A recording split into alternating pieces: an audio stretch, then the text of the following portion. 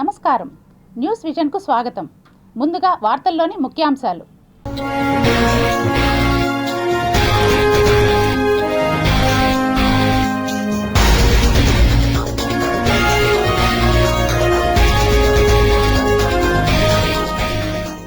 దేశవ్యాప్తంగా బాణాసంచాపై నిషేధం, సుప్రీంకోర్టు కీలక నిర్ణయం.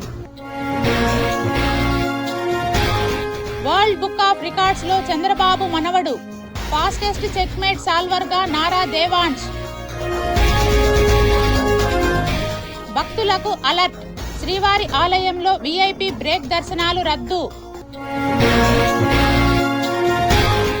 అయ్యో అన్నదాత, కిలో ఉల్లి 30 పైసలు, మార్కెట్ చరిత్రలో ఇదే తొలిసారి.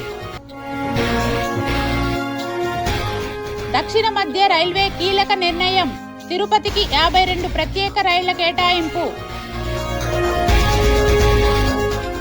బంగాళాఖాతంలో అల్పపీడనం, దంచి కొట్టనున్న వర్షాలు.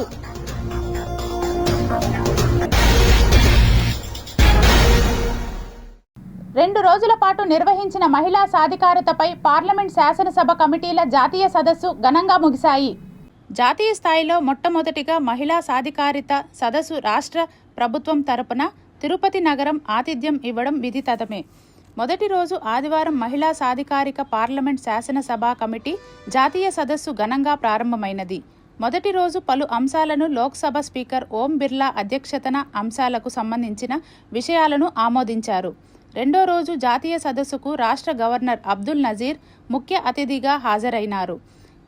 ఈ సందర్భంగా రాష్ట్ర గవర్నర్ మాట్లాడుతూ, మహిళా సాధికారిత మహిళా సంక్షేమ కమిటీ మొదటి జాతీయ సదస్సు ముగింపు సమావేశంలో పాల్గొనడం గౌరవంగా భావిస్తున్నానని తెలిపారు.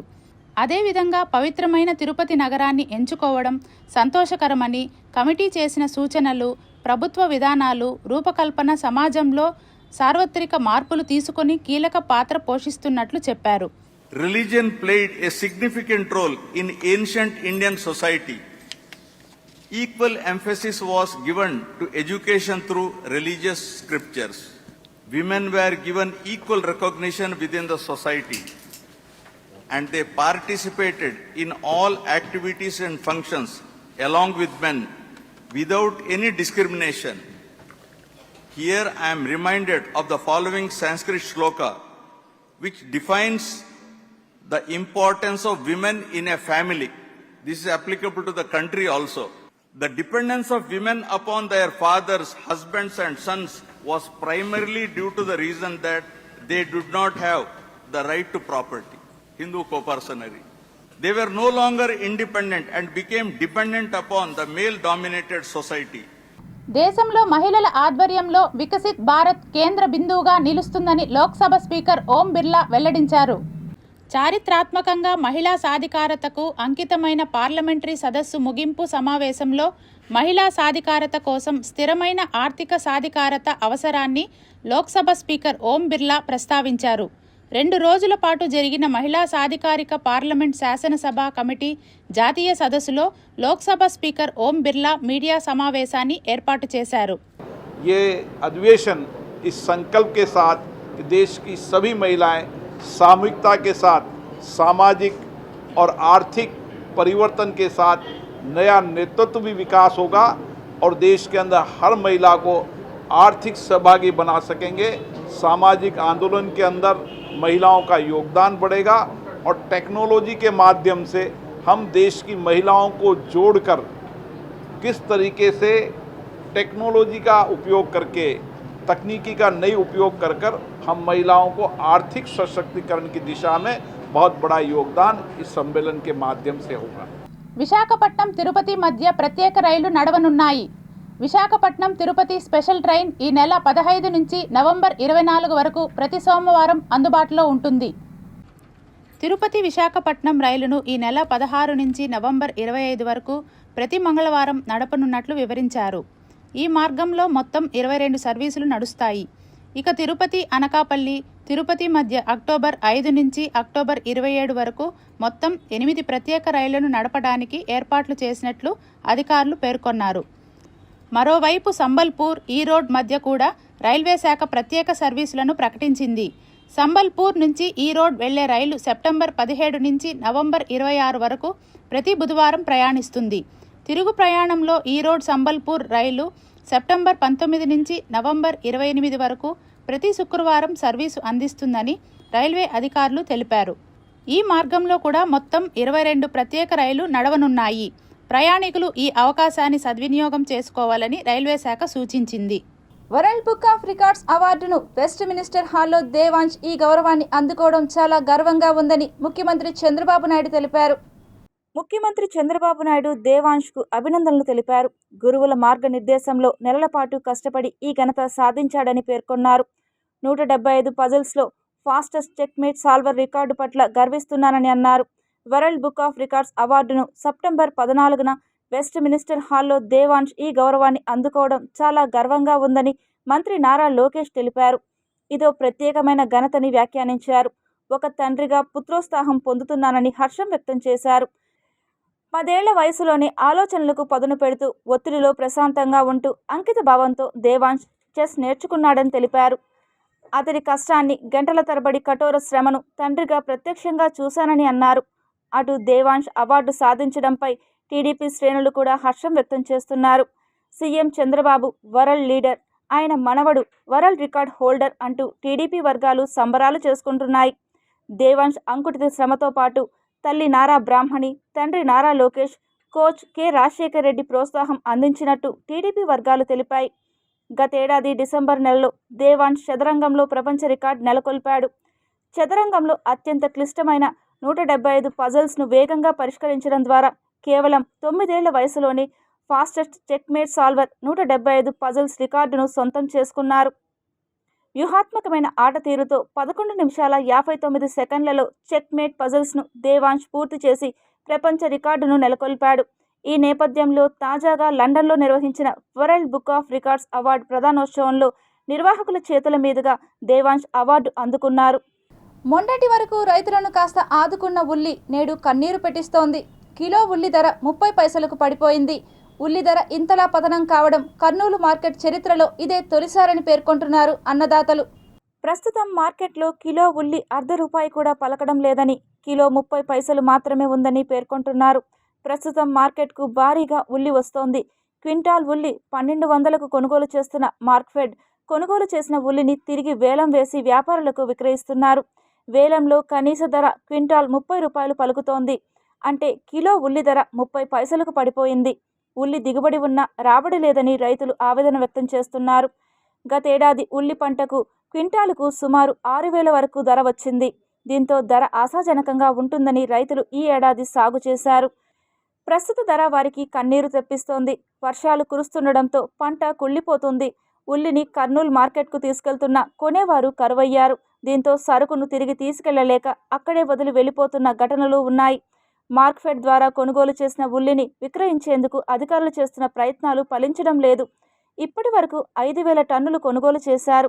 ఇందులో 2,000 టన్నుల సరుకు మాత్రమే రైతు బజార్లు రాష్ట్ర వ్యాప్తంగా వివిధ జిల్లాలతో పాటు హైదరాబాద్కు పంపినట్లు అధికారులు చెబుతున్నారు. మరో 3,000 టన్నుల ఉల్లి నిల్వలు మార్కెట్లోనే ఉన్నాయి. 2 వారాలుగా మార్క్ఫెడ్ ద్వారా క్వింటా ₹1,200 మద్దతు ధరతో ఉల్లి కొనుగోలు చేస్తున్నారు. కొనుగోలు చేసిన సరుకుకు ఇప్పటి వరకు వేలం వేయగా వ్యాపారుల నుంచి స్పందన రాలేదు. వేలంలో కొనుగోలు చేయని సరుకును మరోమారు వేలం వేసినా ఎవరూ కొనే పరిస్థితి లేదు. ప్రభుత్వం క్వింటా 1,200కు కొనుగోలు చేసిన ఉల్లిని వేలం ద్వారా వ్యాపారులకు అతి తక్కువకే విక్రయించడం ద్వారా ఇప్పటికే ₹1,50,00,000 నష్టం వాటిల్లింది. వేలంలో కొనుగోలు చేయని సరుకును మరోమారు వేలం వేసినా ఎవరూ కొనే పరిస్థితి లేదు. వ్యాపారులు కొనుగోలు చేయనిది కుళ్ళిపోయిన ఉల్లి ద్వారా మరో 2 కోట్లు వేస్ట్ అయినట్లేనని రైతులు పేర్కొంటున్నారు.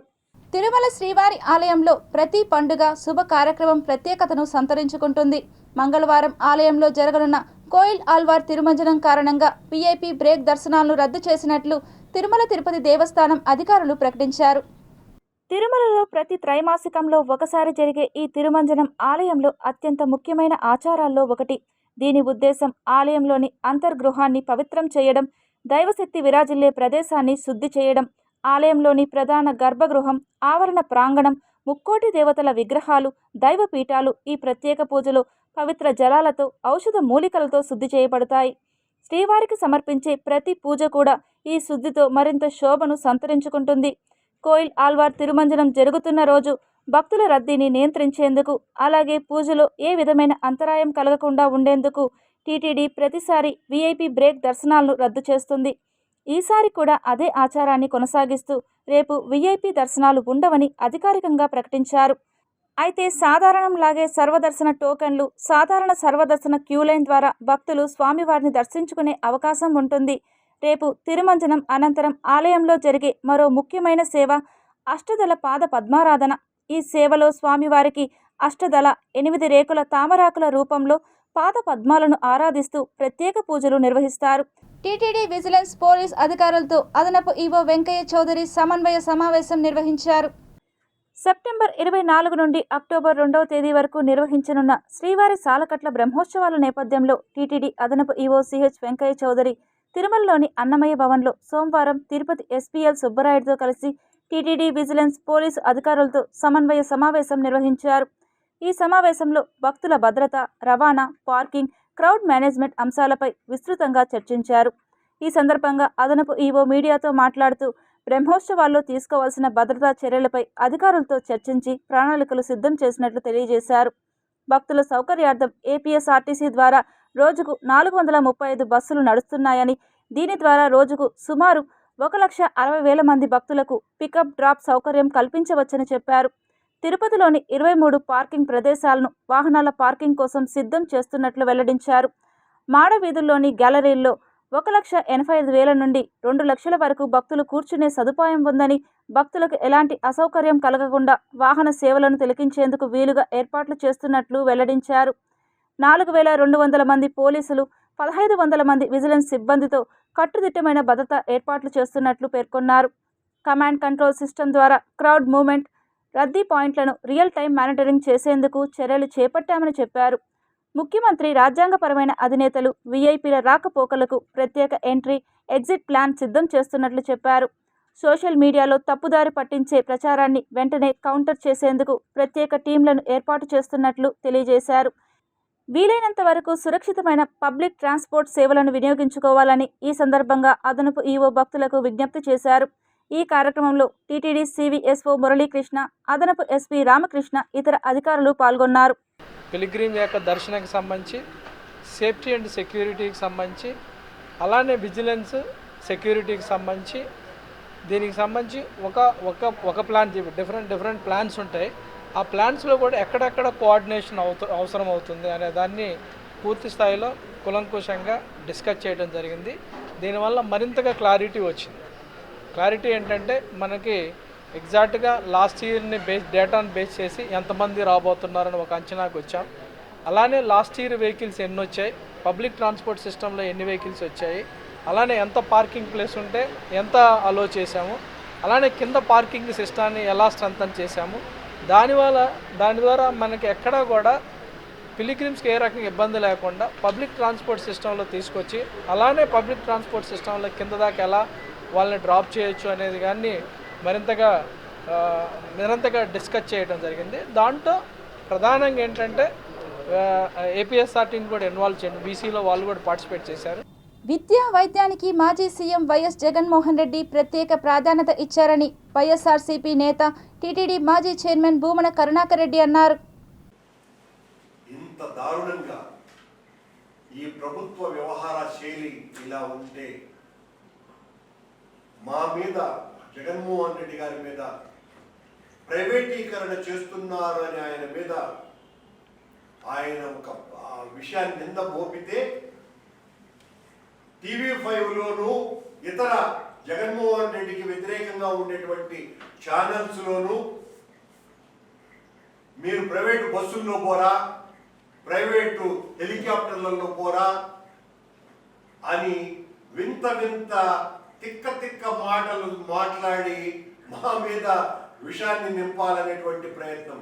అరే, ఒక విమర్శ చేసినప్పుడు అది సద్విమర్శ అయినప్పుడు దాన్ని సరిదిద్దుకొని మంచిగా పాలన సాగించాలన్నటువంటి సద్బుద్ధి కాకుండా మీ ఇష్టం వచ్చినట్టుగా మాట్లాడింది. ఈ రోజున నేను ఫోటోల ఆధారంతో సహా చాలా స్పష్టంగా చూపించడం జరిగింది.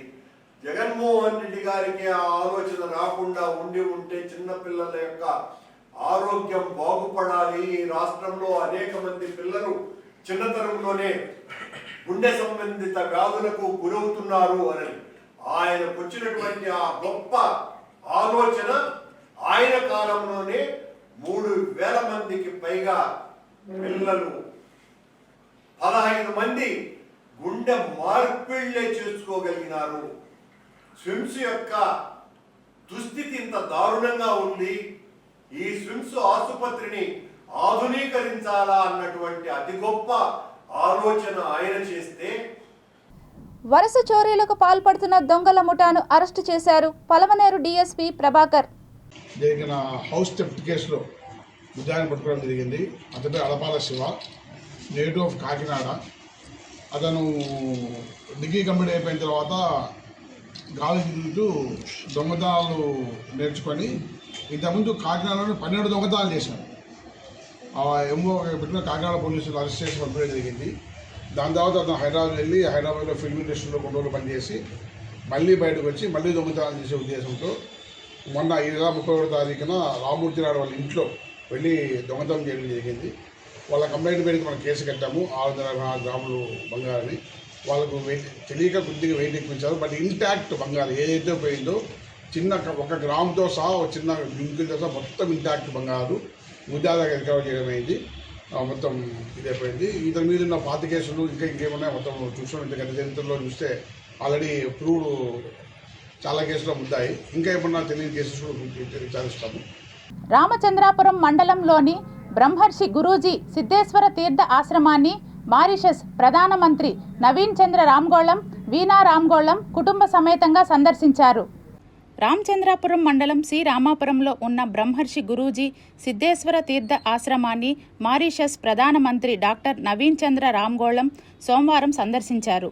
సిద్ధేశ్వర తీర్థ ఆశ్రమ పీఠాధిపతి బ్రహ్మర్షి గురువానంద గురూజీ, రాష్ట్ర దేవాదాయ ధర్మాదాయ శాఖ మంత్రి ఆనం రామనారాయణ రెడ్డి, తిరుపతి ఎంపీ గురుమూర్తి, చంద్రగిరి శాసనసభ్యులు పులివర్తి నాని, తుడా అధ్యక్షులు దివాకర్ రెడ్డిలతో మారిషస్ ప్రధానమంత్రికి శంఖానాదంతో అపూర్వ స్వాగతం పలికారు. ప్రధానమంత్రి దంపతులను పీఠాధిపతి మహర్షి గురువానంద గురూజీ శాలువాలు కప్పి ప్రత్యేక జ్ఞాపికలను అందించి ఆశీర్వదించారు. ఈ సందర్భంగా బ్రహ్మర్షి గురువానంద గురూజీ మాట్లాడుతూ ఉన్నత స్థితిలో ఉండినా సింపుల్గా జీవనం సాగించడం నవీన్ చంద్ర రామ్గోళం ప్రత్యేకత అని ప్రశంసించారు. డాక్టర్ నవీన్ చంద్ర రామ్గోళం తండ్రి శివశంకర్ రామ్గోళం మారిషస్ అభివృద్ధికి ఎంతగానో కృషి చేయటం వలన మారిషస్ పితామహుడుగా పేరుగాంచినట్లు తెలిపారు. నవీన్ చంద్ర రామ్గోళం చేపట్టిన ప్రజాసేవకు గుర్తింపుగా ఇప్పటికే 4 పర్యాయాలు మారిషస్ ప్రధానమంత్రిగా ఎంపికయ్యారని తెలిపారు. మరింత దీర్ఘకాలం నవీన్ చంద్ర ఉన్నత పదవిలో ఉండగలరని గురూజీ ఆశాభావం వ్యక్తం చేశారు. మారిషస్ ప్రధానమంత్రి డాక్టర్ నవీన్ చంద్ర రామ్గోళం దంపతులను లక్ష్మీనారాయణులుగా గురూజీ పేర్కొన్నారు. బ్రహ్మర్షి ఆశ్రమం నుంచి మారిషస్ దేశంలో విద్య, వైద్య అభివృద్ధికి $1,000 మిలియన్ల వితరణ చేస్తున్నట్లు గురూజీ ప్రకటించారు. మారిషస్ ప్రధానమంత్రి డాక్టర్ నవీన్ చంద్ర రామ్గోళం మాట్లాడుతూ హిందువుగా బ్రహ్మర్షి ఆశ్రమానికి రావటం తన పూర్వజన్మ సుకృతంగా భావిస్తున్నానని అన్నారు. గురూజీ ఆశీస్సులతో తాను 4 సార్లు మారిషస్ ప్రధానమంత్రి అయ్యానని తెలిపారు. గురూజీకి కృతజ్ఞతలు తెలియజేసి వారి ఆశీస్సులు పొందటానికి ఆశ్రమానికి వచ్చానని మారిషన్ ప్రధానమంత్రి డాక్టర్ నవీన్ చంద్ర రామ్గోళం తెలిపారు. అనంతరం గురూజీ ఆశ్రమం నుండి తిరుమల శ్రీవారి దర్శనానికి బయలుదేరి వెళ్లారు. చిత్తూరు ఎస్పీగా తుషార్ డూడి సోమవారం చిత్తూరు పోలీస్ కార్యాలయంలో బాధ్యతలు స్వీకరించారు. చిత్తూరు జిల్లా 68వ ఎస్పీగా బాధ్యతలు చేపట్టిన తుషార్ డూడీకి పలువురు పోలీస్ అధికారులు శుభాకాంక్షలు తెలిపారు. జిల్లాలో శాంతి భద్రతలు నెలకొల్పేలా చేస్తామని తెలిపారు. I would start by thanking Honorable CM, Honorable DGP sir for giving me this opportunity. Chittoor posting చేయడం ఒక నాకు ప్రెస్టీజియస్ పోస్టింగ్. దాంట్లో ఆల్రెడీ నేను కొంచెం స్టడీ చేసిన హ్యాండిల్ చేయాలి. Especially women safety, drugs issues, తర్వాత రౌడీస్ని కంట్రోల్ చేయడం అండ్ ఓవరాల్ ఒకటి ప్రశాంతంగా వాతావరణం ఈ పబ్లిక్కి ఇవ్వడం అది నా ప్రయారిటీస్ ఉంటాయి. దాంట్లో మీ మీడియా సపోర్ట్ కూడా నాకు చాలా అవసరం ఉంటుంది. టైం టు టైం మీతో కమ్యూనికేట్ చేయడం, తర్వాత మీ ద్వారా ఇన్ఫర్మేషన్ తీసుకోవడం, అది అంతా మేము కంటిన్యూగా టచ్లో ఉంటాము.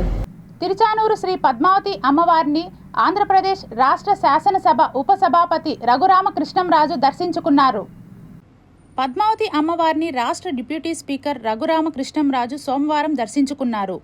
ముందుగా ఆలయం వద్దకు చేరుకున్న డిప్యూటీ స్పీకర్కి డిప్యూటీ ఈవో హరేంద్రనాథ్ ఘనస్వాగతం పలికారు. ఆలయంలోని ధ్వజస్తంభానికి మొక్కులు చెల్లించి అమ్మవారి మూలమూర్తిని దర్శించుకున్నారు. దర్శనానంతరం వేద ఆశీర్వాద మండపంలో తీర్థ ప్రసాదాలను వేద ఆశీర్వాదాన్ని అర్చకులు అందజేశారు. ఆలయం వెలుపల టీడీపీ నాయకులు ఘనంగా సత్కరించారు. తిరుపతి మహతి కళాక్షేత్రంలో తిరుమల తిరుపతి దేవస్థానం సౌజన్యంతో శ్రీకృష్ణదేవరాయ కళా దర్బార్ రాయలసీమ రంగస్థలి ఆధ్వర్యంలో నిర్వహిస్తున్న నృత్య ప్రదర్శనలో భాగంగా చివరి రోజు జానపద బృంద సుగాలి నృత్యం శ్రోతలను ఆకట్టుకుంది. రాయలసీమ రంగస్థలి తిరుపతి శ్రీకృష్ణదేవరాయ సంగీత సాహిత్య నృత్యోత్సవాలు మొన్న 12 నుంచి ప్రారంభమైంది. నిన్న మొన్న 12, 13 అంగరంగ వైభవంగా ఇరు తెలుగు రాష్ట్రాల నుంచి మన చక్కగా పిల్లోళ్ళు మొదటి రోజు 90 మంది, రెండో రోజు 85 మంది పిల్లోళ్ళు చక్కగా భరతనాట్యం, కూచిపూడి, జానపద నృత్యాలు మహతి కళాక్షేత్రంలో ఆహుతుల్ని ఎంతో మంత్రముగ్ధుల్ని చేసింది. తిరుమల తిరుపతి దేవస్థానం సౌజన్యంతో రాయలసీమ రంగస్థలి ప్రతి ఏటా 3 రోజుల పాటు ఈ కార్యక్రమాలు మేము చేస్తున్నాము. ఈరోజు చివరి రోజు కూడా ఇప్పుడే ఒక 10-15 మంది పిల్లోళ్ళు మంచిగా చక్కగా సోలో డ్యాన్స్ కానీ గ్రూప్ డ్యాన్సులు కానీ వేస్తున్నారు.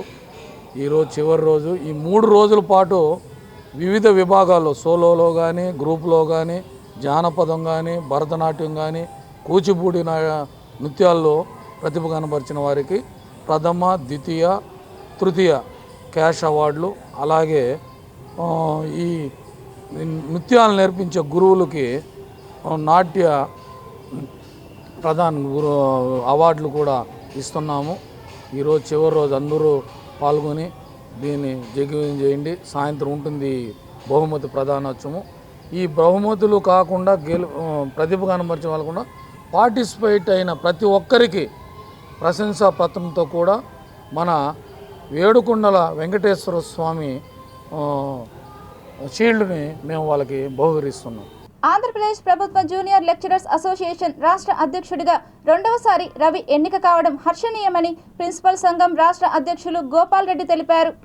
తిరుపతి ఓ ప్రైవేట్ హోటల్లో ఏర్పాటు చేసిన గవర్నమెంట్ జూనియర్ లెక్చరర్స్ అసోసియేషన్ కార్యక్రమానికి ముఖ్య అతిథిగా రాష్ట్ర ప్రిన్సిపల్ అధ్యక్షులు గోపాల్ రెడ్డి విచ్చేసి రెండోసారి ఎన్నికైన రవికి అభినందనలు తెలిపారు.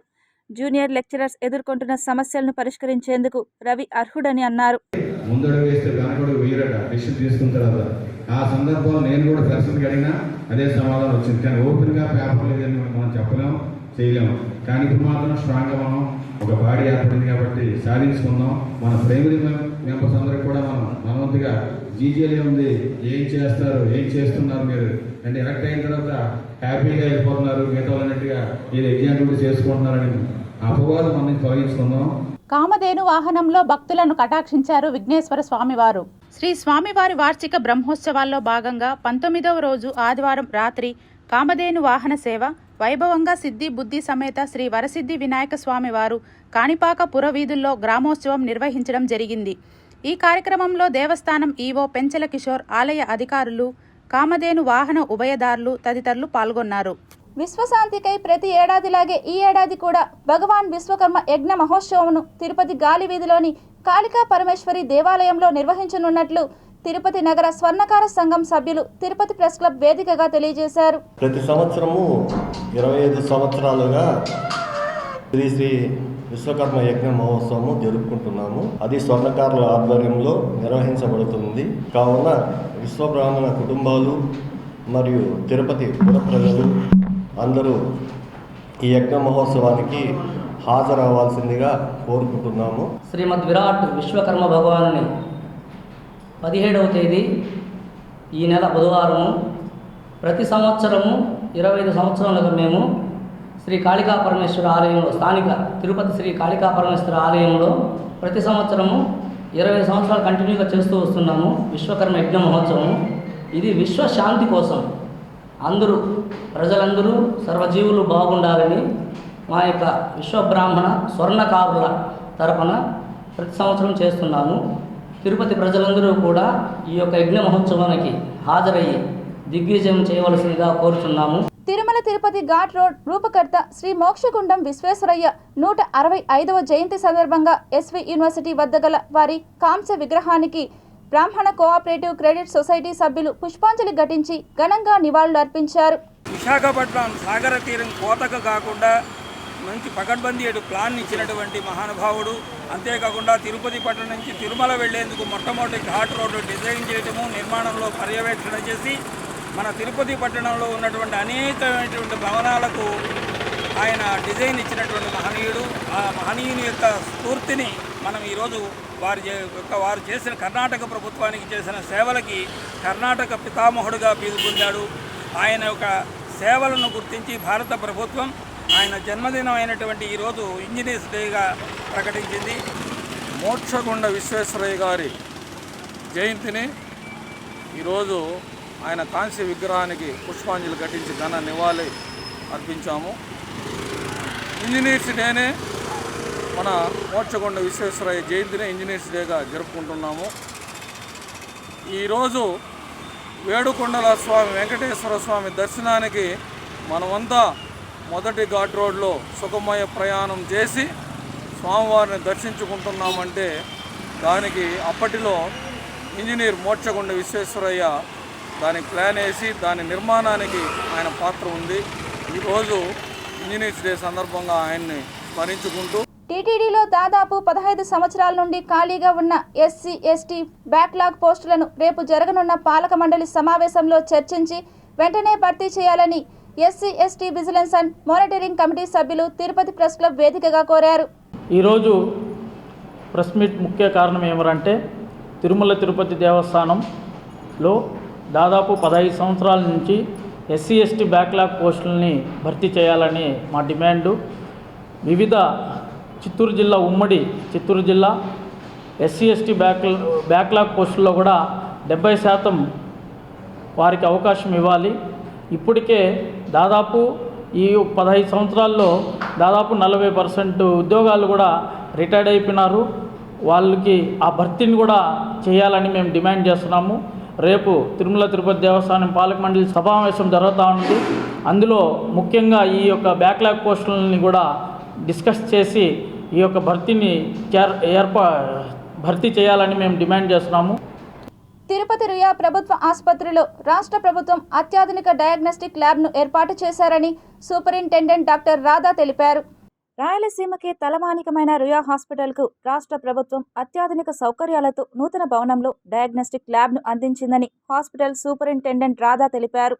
గతంలో ఓపీ విభాగం వద్ద గల ల్యాబ్ను నూతన అత్యాధునిక హంగులతో నిర్మించిన భవనంలోకి మార్చబడిందని ఈ సందర్భంగా ఆమె తెలియజేశారు. ఈ ల్యాబ్ను సిటీ డయాగ్నోస్టిక్ సెంటర్గా పిలువబడుతుందని, దీనిలో అన్ని రకాల పరీక్షలు నిర్వహిస్తారని, దీనిని రోగులు సద్వినియోగపరుచుకోవాలని ఈ సందర్భంగా ఆమె కోరారు. మన రాయలసీమలోనే తలమానికమైన రుయా హాస్పిటల్లో ఇప్పుడు పేషెంట్లు లబ్ధి పొందేటట్టు ఒక కొత్త డయాగ్నోస్టిక్ సెంటర్ మన రాష్ట్ర ప్రభుత్వము ఇచ్చారు. దాన్ని సిటీ డయాగ్నోస్టిక్ సెంటర్ అని అంటారు.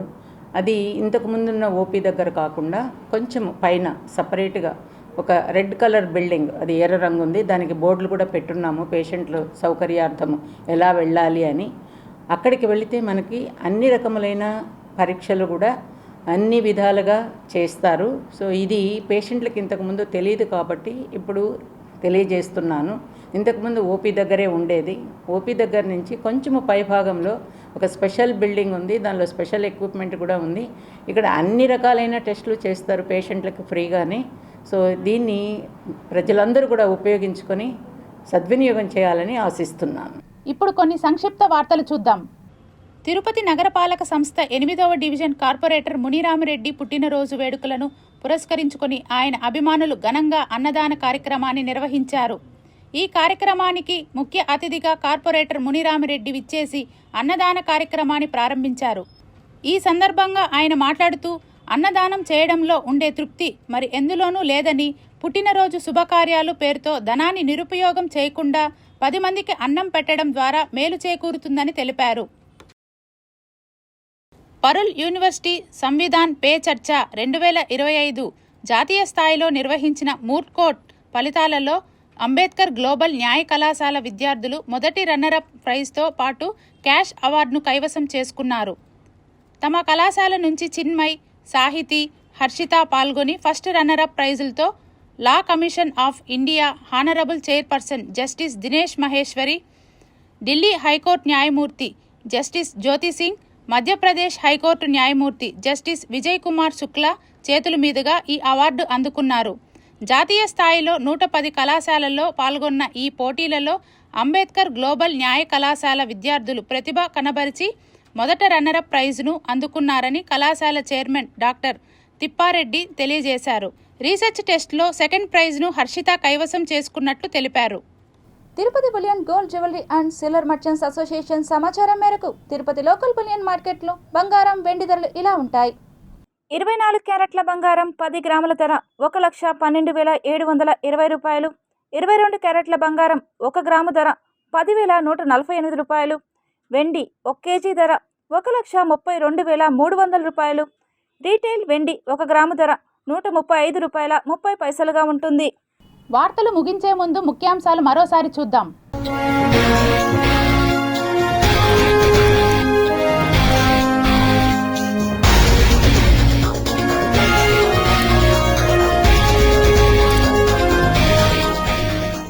దేశవ్యాప్తంగా బాణాసంచాపై నిషేధం, సుప్రీంకోర్టు కీలక నిర్ణయం. వరల్డ్ బుక్ ఆఫ్ రికార్డ్స్లో చంద్రబాబు మనవడు, ఫాస్టెస్ట్ చెక్మేట్ సాల్వర్గా నారా దేవాంశ్. భక్తులకు అలర్ట్, శ్రీవారి ఆలయంలో వీఐపీ బ్రేక్ దర్శనాలు రద్దు. అయ్యో అన్నదాత, కిలో ఉల్లి 30 పైసలు, మార్కెట్ చరిత్రలో ఇదే తొలిసారి. దక్షిణ మధ్య రైల్వే కీలక నిర్ణయం, తిరుపతికి 52 ప్రత్యేక రైళ్ల కేటాయింపు. బంగాళాఖాతంలో అల్పపీడనం, దంచి కొట్టనున్న వర్షాలు.